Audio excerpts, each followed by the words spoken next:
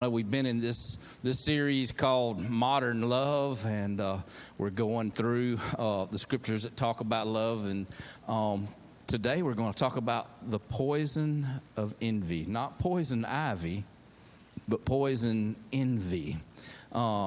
Envy is poison to our lives. Proverbs 14:30 says this, says, "A heart at peace gives life to the body, but envy rots the bones." Isn't that interesting? It says rots the bones. Envy will eat you up from the inside out. You know, it's like bone cancer. You know, it's gonna eat you alive. It starts inside and makes you miserable. And there are many stories about envy in the Bible. As I've been preparing for this message, and man, we've sat around. We've had some really good conversations in my house this week, just talking about that. And so the first use of the word sin in the Bible shows up in Genesis 4, and it has to do with Cain, who envied his brother Abel, who had God's favor. But whether it's Cain or Abel or Jacob and Esau or Joseph and his brothers or Leah and Rachel, we see this sin of envy cropping up over and over again in the Bible. It destroys relationships. It makes people miserable. In some cases, it results in violence, even in murder.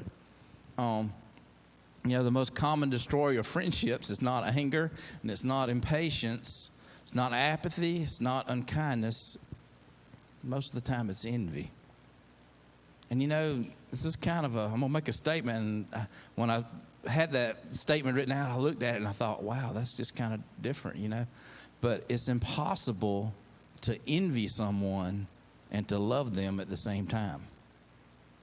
If you think about that. 1 Corinthians 13, where we've been spending a lot of our time in this, verse 4 says, "Love is patient, love is kind, it does not envy." Love does not envy. Envy and selfish ambition are at the heart of many of the problems that we have. They seem to go together. James 3:16 says this, "For where you have envy and selfish ambition, there you will find disorder and every evil practice." In the early Middle Ages, there were these monks who came up with a list of what they thought were the 7 deadly sins. Any of y'all ever heard of that, 7 deadly sins? And so they came up with this list, and as they looked into their own hearts and they saw their own weaknesses, they said that all of the sins in their lives came from these 7 deadly sins. And these 7 deadly sins were kind of like the trunk of a tree, and then all the rest of our sins were kind of like branches that came off of that. And guess what? Envy was one of those 7 sins, 7 deadly sins. This is an interesting sin because envy is one deadly sin that nobody readily confesses. It's one of these sins that's real easy to see it in somebody else, but it's hard to recognize it in yourself. And so the truth is we all struggle with that to some degree, but it's hard to admit that we're struggling with this. And, one of the reasons is because it's such an ugly emotion. It's an ugly feeling towards others. When you're envious toward others, you'll find out that you really want them to fail. You know what I mean? If you're envy of somebody at work and they're getting the promotion and they're getting the whatever and you're envious of them, you really want them to fall flat on their face somehow. You want them to mess up and take joy in that. And so it's hard to recognize envy, but it's all around us. It's part of our society. When I have to admit that I'm envious, I have to admit that in some way I'm feeling inadequate. I have to admit the reason I'm envious is that I want something that someone else has or that I couldn't get or that I don't have. Because of that, we hide from these feelings of envy in our lives. And get me straight, now envy is not having a desire or a dream or a goal. I think it's great. We need desires. We need dreams. We need goals. We need to want to be the best us we can be, whatever that is. So it's important to understand that I'm not talking about that. It's good to have a goal. It's good to have desires and dreams. That's not envy. Envy is wanting something somebody else has. It's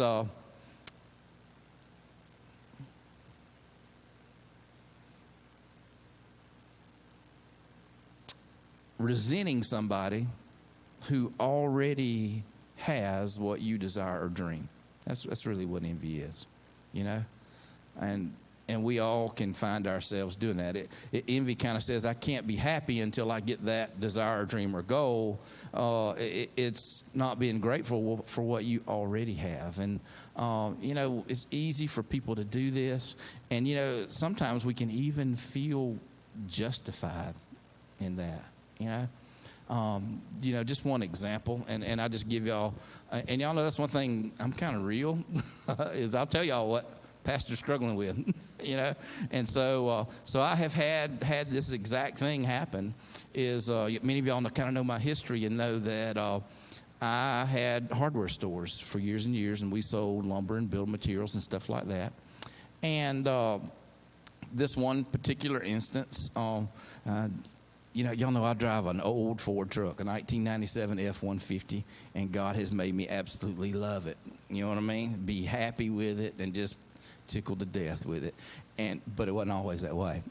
And so we had one particular contractor that stuck me for like $17,000. And so he owed me, and he didn't pay me, And sure enough, about 6 months after all this went down, and I'm not getting paid, what is he doing? He's driving around in a new truck. And I think, that could be my truck if he'd pay me what he owes me, and you feel justified in that, because of that history, I'm jealous of that, Y'all, that's not healthy.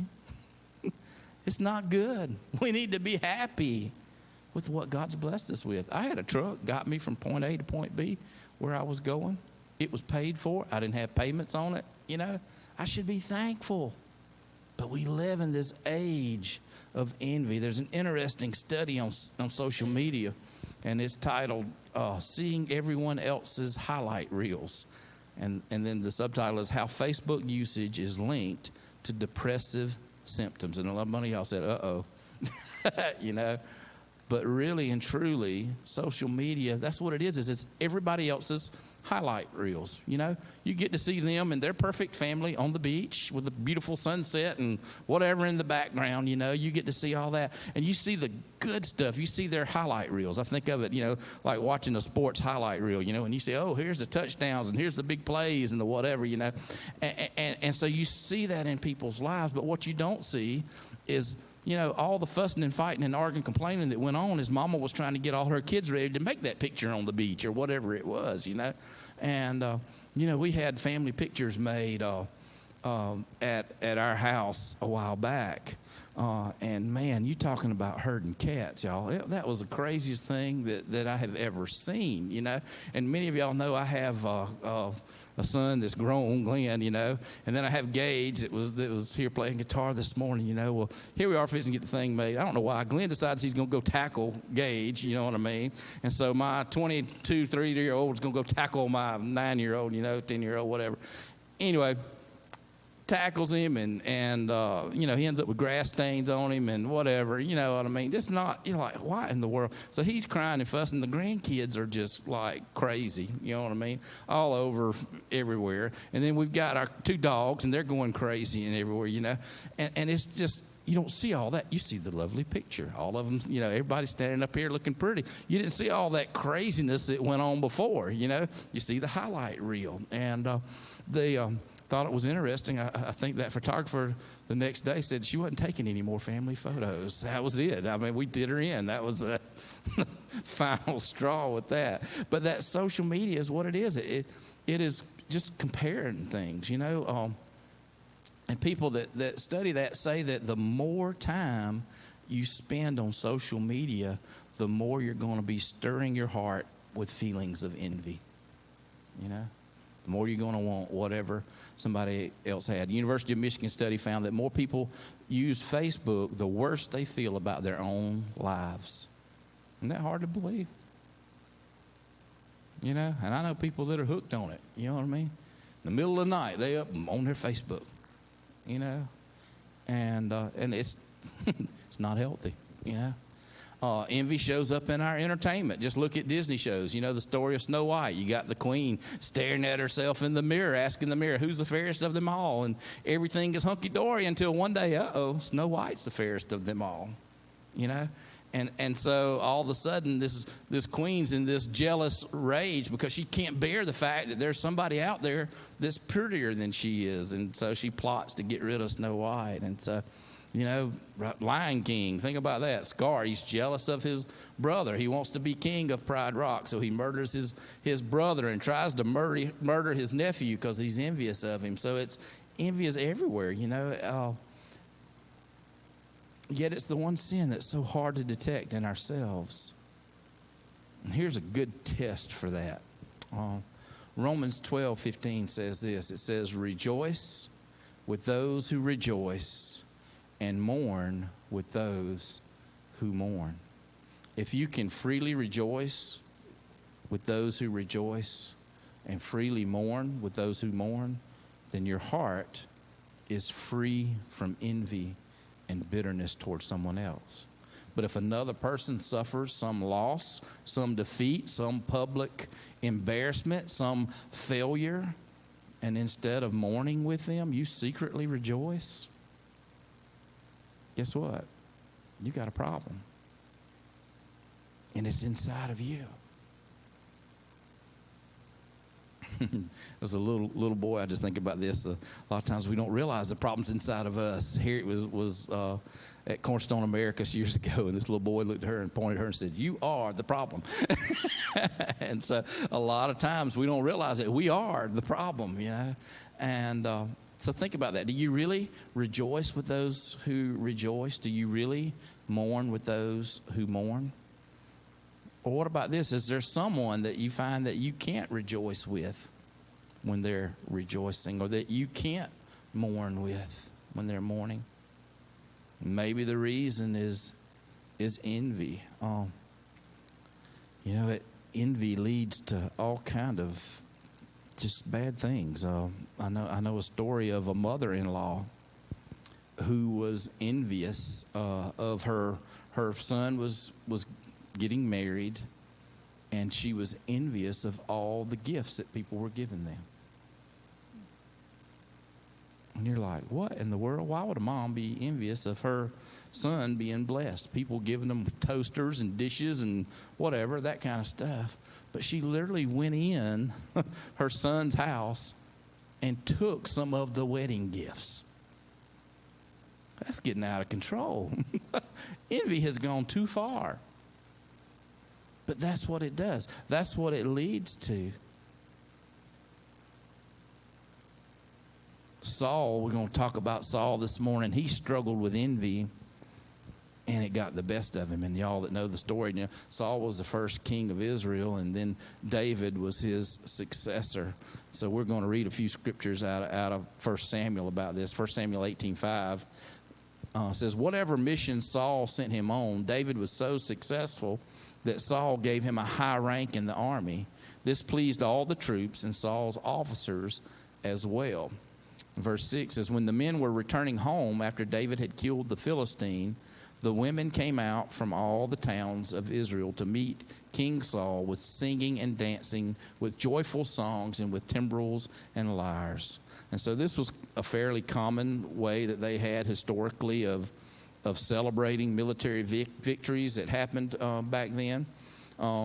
So the troops would come home from battle, and there'd be these parades, and a lot of times they were led by women because it was the men that had gone out to fight and coming back in, and so they're led by women. And so you see these parades in a couple of places in the Old Testament and other ancient literature. And so these women come out and lead a procession. You got dancers and you got singers, and some of them playing instruments and tambourines and that kind of thing. And so that's what's going on. So we're going to continue with this in verse 7 through 10. It says, as they danced, they sang, Saul has slain his thousands and David his tens of thousands. Saul was very angry. This refrain displeased him greatly. They've credited David with tens of thousands, he thought, but me only with thousands. What more can he get but the kingdom? And from that time on, Saul kept a close eye on David. The next day, an evil spirit from God came forcefully on Saul. He was prophesying in his house while David was playing the lyre, as he usually did. Saul had a spear in his hand. So this verse right here, I'm going to back up right there, because this verse can be kind of hard to understand, and I'm not going to take a lot of time to deal with it this morning, but based upon the whole of Scripture, when this thing, we see an evil spirit from God. Obviously, the evil spirit was not from God. I don't think God sent an evil spirit to Saul, but we know that God had withdrawn his spirit from Saul at this point. And so from the original Hebrew, it would probably be more accurate to understand this verse, kind of like God allowed or permitted an evil spirit to come on him. There's times where you see that in the Bible, and it don't make sense to me, but I'm not God, look at what happened with Job and how God allowed, said, do anything you want, but don't touch him, and you're like, what in the world? What's up with that, God? And so anyway, he's God, I'm not. So anyway, verse 11 says, and he hurled it, his spear, saying to himself, I'll pin David to the wall, but David eluded him twice. Saul said to David, here's my older daughter Merab. I will give her to you in marriage. Only serve me bravely and fight the battles of the Lord. For Saul said to himself, I will not raise a hand against him. Let the Philistines do that. And so as we talk about the poison of envy, envy compares. That's the number one point. It compares. I heard a sermon one time that a guy gave. I can't even remember what pastor I heard give this, but it stuck with me. And he took the word comparison and took the S-O-N off the end and put a S-I-N and said comparison. When you start comparing, you're just leading towards sin. And that's what envy does. And so it compares. Verse 8, it says, Saul was very angry. This refrain displeased him greatly. They've credited David with tens of thousands, he thought, but me with only thousands. So this is the starting point of envy. It comes with that comparison. And, we do it all the time. We've already talked about the Facebook, the social media stuff. You're comparing money, you're comparing houses, comparing cars, clothes, kids, whatever. The list goes on and on and on, And so a lot of times we find that we're envious of somebody who is a lot like us, but maybe they're a few steps ahead of us in some area. And so we're almost always envious of a person who's near to us, not someone who's far away. And so envy is almost always directed towards someone whose situation in life is similar to ours. Maybe they're in the same kind of business, they're in the same class economically, they've got similar giftings, maybe they occupy a similar position, and so if you look at how we envy people, we almost never envy people who are just radically different than we are. It's always some similarities there. Parents, have you ever struggled as you listen to other parents go on and on about how gifted their child is? Oh, my child started walking at 9 months, and here your child is a year old and ain't took a step yet, whatever it is, my child was signing at 8 months old, golly, what's up with your kid? He's a year and a half and can hardly speak, my child's on the dean list. My child gets straight A's, your child, the most talent they have is shoving a crayon up their nose or whatever it is. It's just, maybe your kid can burp the ABCs or something. I don't know, but there's just no comparison there, And so, maybe how do you react when you see somebody similar to you and maybe they get a nicer car, You say, oh, I wish I had that. Or can you just be glad they got it? Be happy that God blessed them with the ability to do that, How to react when one of your friends, they buy a nicer house, and it's nicer than your house, and their furniture is newer and more beautiful than what you have. And, you only have a 55-inch flat screen, and they got an 85-inch, Wow, how do you feel, You know, one of the greatest lessons that we can learn is learn to admire without having to acquire. You know, you don't have to own everything to own it. I figured that out about swimming pools. I grew up with a swimming pool. Best swimming pool is the neighbor's swimming pool. You know what I mean? So much work and everything involved in that. So anyway, you know, you can't own everything. So if the only things you enjoy are the things you own, guess what? You're going to be miserable, you know? So learn to admire without having to acquire. And, you know, when we start that comparison, we compare in our society. That's the way we kind of keep score, you know? And if the way you're keeping score is by your possessions, guess what? Somebody's always going to have more. You're always going to end up with a feeling of insecurity, you know? But that's what we do. We kind of turn around and look at our neighbors and we say, okay, how am I doing? You know, as if net worth and self-worth were the same thing. They're not. Your net worth has absolutely no relationship to your self-worth. We need to know who we are in Christ.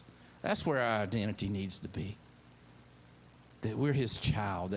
That you know, we're the son or the daughter of the King of Kings, who owns everything. Comparing leads us to one of two sins, either pride or envy. When you start comparing yourself, that's what you're going to find. You're either going to think, oh, I'm doing better than they are, and you get full of pride, or either they're doing better than me, and you get full of envy, and they're both sins. So envy compares. Number two is envy blinds. This is interesting. Verse 9 that we read there says, and from that time on, Saul kept a close eye on David. From Mark 7:21-22, it says, for it is from within, out of a person's heart, that evil thoughts comes. Sexual immorality, theft, murder, adultery, greed, malice, deceit, lewdness, envy is right there in the middle of that list. Slander, arrogance, and folly. It comes from within.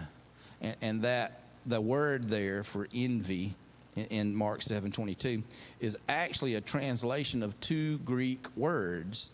And it was the Greek word for eye and the Greek word for evil. Y'all ever heard of giving somebody the evil eye?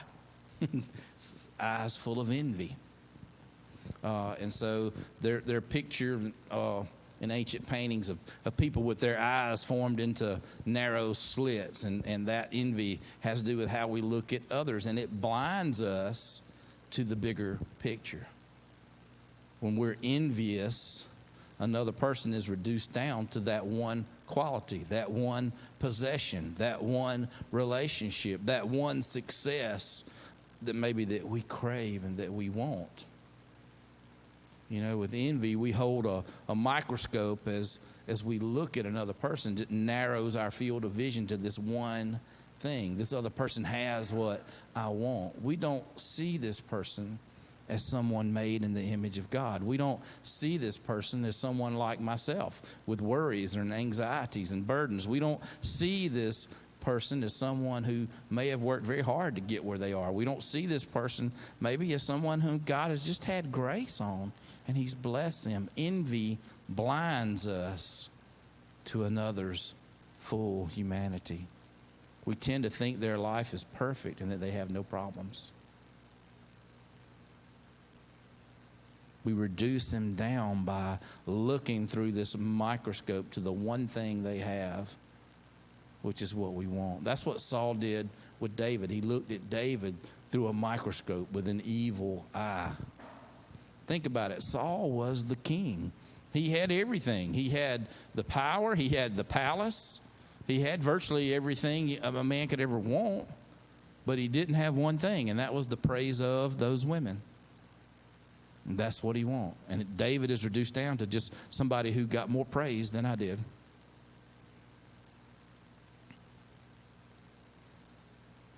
Envy also devalues. So we think about that verse 8 where Saul was angry. This refrain displeased him greatly. They've credited David with tens of thousands, he thought, but me with only thousands. And so the thousands that Saul had slain becomes nothing in his eyes anymore. because David was credited with more. I mean, think about it. He'd slain thousands. But it becomes less in his eyes. It doesn't matter. It's not good enough. It's of no value because somebody else has outdone me. David has done better. You know, you got an A on the exam, and that was okay until you looked up and the person in front of you's got an A+. Envy devalues. You know that you have envy when you feel that another person's success diminishes you. Envy says the fact that they're doing well makes me feel small. It makes me feel less than, like I'm not doing good enough. You know, we can look at somebody who's more successful than we are, and we can have a desire to emulate them, and that's not envy. Emulation isn't envy, but it's when you compare yourself with someone else, and that comparison causes you to belittle yourself. Their success just diminishes me. Because they've succeeded, somehow I failed. Envy devalues. Envy also fears. If you look at the end of that verse that we've been reading, Saul says, what more can he get but the kingdom? So Saul now fears losing what was his. Envy brings fear. We fear losing what we have. Saul feared losing his place. He feared losing his position. He begins to act out of this comparison, this evil eye, this fear. And then envy hates, and envy harms. Verse 10, the next day, an evil spirit from God came forcefully on Saul. He was prophesying in his house while David was playing the lyre as he usually did. Saul had a spear in his hand, and he hurled it, saying to himself, I'll pin David to the wall. But David eluded him twice. So then Saul said to David, here's my older daughter Merab. I'll give her to you in marriage. Only serve me bravely. Fight the battles of the Lord. For Saul said to himself, I will not raise a hand against him. Let the Philistines do that. So you see Saul, out of envy, he wanted to kill David. And when it didn't work out and he couldn't do it, he wanted to get the Philistines to do it for him. Envy wants to kill another person. The Bible says that it was out of envy that the Pharisees sought to kill Jesus. It was out of envy that Cain killed his brother Abel. It was out of envy that Joseph's brothers wanted to kill him, ended up putting him in the pit and selling him into slavery. You know, we might not want to physically murder a person, but we might really take joy in seeing them brought down a peg. You know, we might have this bitterness, this hate that builds up in us, and maybe we try to harm them by gossiping, by lying or cheating. That mother-in-law stealing, you know. It eats us alive from the inside out. It'll destroy our lives. And you know, Saul, he begins to act out of this comparing, this evil eye, this fear. And you know, the whole time, I'm sure Saul is thinking that David is the problem. He's the problem. If I can just get rid of him, it'll be better. But his real problem is himself. He's at war with himself, and he doesn't even know it. You know, how many times have we been at war, at odds with someone else, when the real problem is right inside here? It's in my heart. You know, what problem are you having right now maybe with someone? Maybe the problem isn't the other person. Maybe it's you. Maybe they just expose and bring to the surface what's going wrong inside of you. So the question is, what is the answer for envy? I think number one is to rest in God's love. If you know that you're completely loved and valued by the only person whose opinion really matters, then you can find yourself able to live free from envy. 1 John 3, verse 1 says, see what great love the Father has lavished on us, that we should be called children of God, and that is what we are. So verses like this can be a protective wall around our hearts, keeping us from envy. You know, do you spend time reflecting on what God thinks of you? God's love is the answer for envy. God doesn't love someone else more. You know, he doesn't love you less. Jesus came and died for all of us. Another thing that can help us with envy is to stay focused on God's plan for you. Keep focused on the plan that he has for your life. Don't get distracted by what's going on in other people's lives. Center in on God's will for your life. Hebrews 12:1 says, let us run with perseverance the race marked out for us. The race marked out for us. That means a unique race. That's a personal race. This race is only for you. His plan for you is unlike his plan for anybody else. So when you get focused like that on God's race, his particular race for you, then you really don't have time to envy anybody else.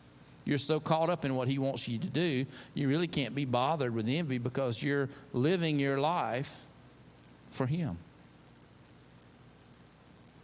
Another thing that helps combat envy is to be grateful for what you have. You know, change your attitude. We watched a little video. I don't know if y'all seen that. A little bitty girl talking about changing her attitude. Oh, it's hilarious. Anyway, talking about Facebook, and she's like, nobody can change my attitude but me, you know. And she's so right. You know, nobody. When other people try to help me change my attitude, I don't like it. It's the funniest thing watching her do that. You know, that's the case. When somebody else tries to help you change your attitude, you don't like it, you know. But you need to change your own attitude. You know, back to me and my truck. I had to make up my mind. I love my truck, you know. And I do. I love my truck, without a doubt. 1997 and old and whatever, but I love my truck, absolutely. And so you can focus, change your focus. You know, instead of focusing so much on what you don't have and what didn't happen, be grateful for what you do have, you know. Envy is based on this myth. The myth is that I have to have more to be happy, you know, and I don't have to have something to be happy. You know, you get caught up in that, focused on everybody else and what they have. Hebrews 13:5 says, let your conduct be without covetousness.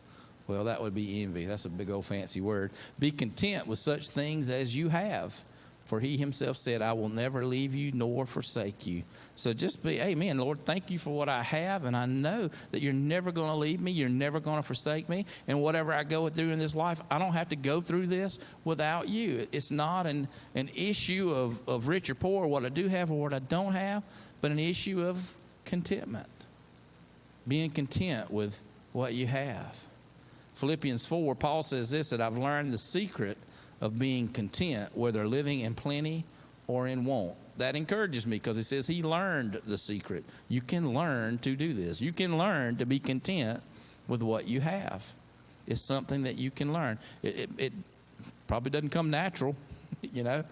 Maybe by nature you're not a contented person. It's not automatic, but you can learn to be content. It's an education process. It's a choice. I can choose to rejoice or I can choose to resent. And the fourth thing that helps in dealing with envy is to trust God when life seems unfair. And you know, there'll be times when life seems unfair. And what happens then? What do? Do we trust God? You know, and I think about my example of that guy driving that truck and he owed me all that money. That didn't seem fair. What do? Do I become resentful? Or do I trust God? And I say, you know what, God, you blessed me with a truck, and I'm going to be happy and content with what I have. Thank you, Lord. Move on. Change that attitude. Trust God when life seems unfair. God doesn't play favorites. He loves us all. He loves us all unconditionally. He even loves unconditionally that person that you might have been envious of. Let's stand and pray.